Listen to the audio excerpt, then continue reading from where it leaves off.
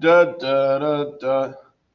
three. So, part three is isotopes. Isotopes are going to be atoms of the same type of element with different number of neutrons. So, this means it could be a carbon atom with, instead of 6 neutrons, it has 7.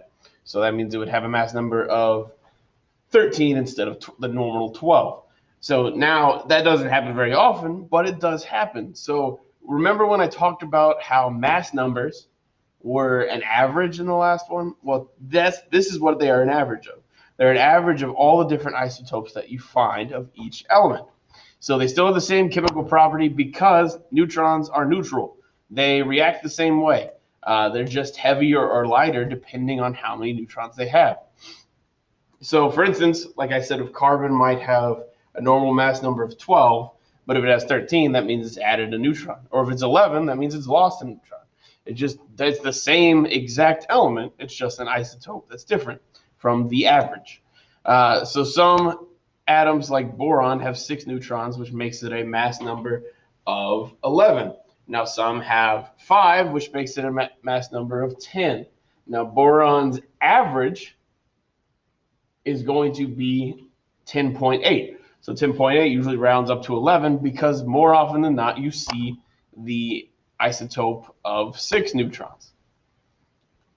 So if you see these, you see that you have different types of hydrogen. Where normal hydrogen has nothing, so it's just a proton, none of them. And then you have 1, it makes 2, and you add 3, it makes it now, or add 2, you now have a mass of 3. So the name of the isotope is always includes the mass number. So if it's carbon 12, it's carbon 14. We use these different ones for different purposes. So if it is a carbon 12, that's a normal atom. That is our normal isotope. That's our average. Now the one that has 2 more neutrons is now carbon 14. So it always includes the mass number when you change the isotope. All right?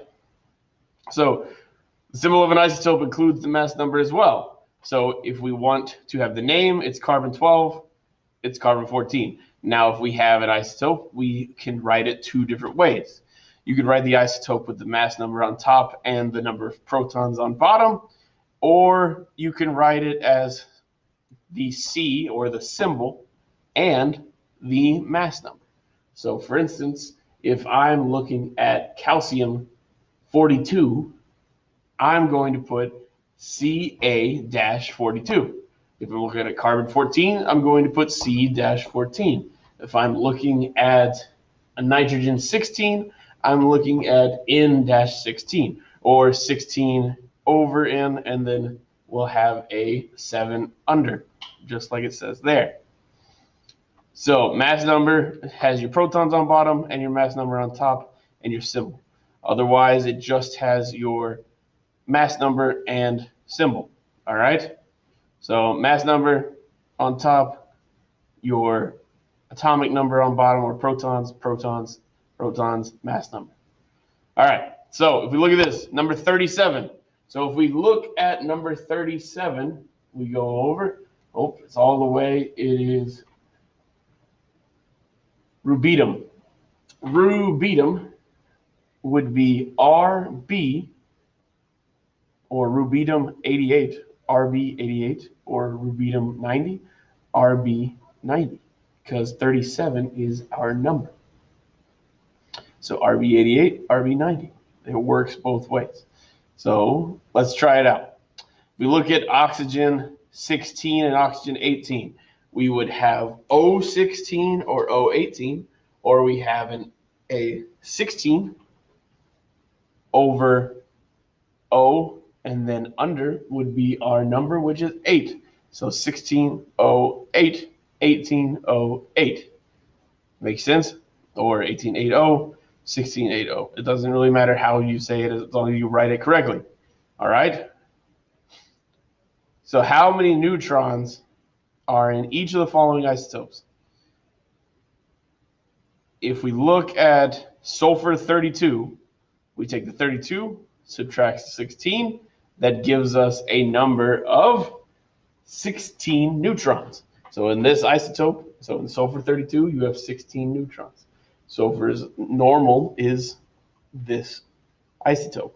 Now, if we look at silver, which is Ag, silver has an atomic number of 47. So we take our 108, we subtract 47, and we get 61.